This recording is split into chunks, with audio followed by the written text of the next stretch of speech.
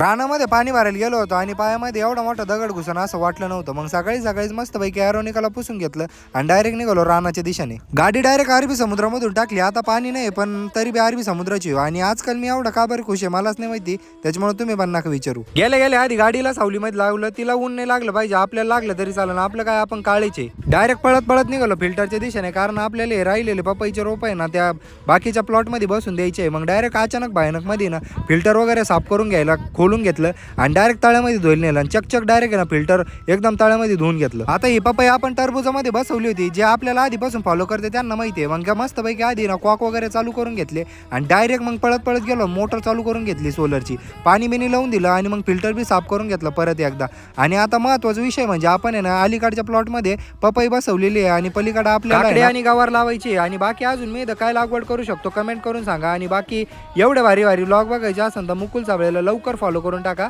संपला विषय.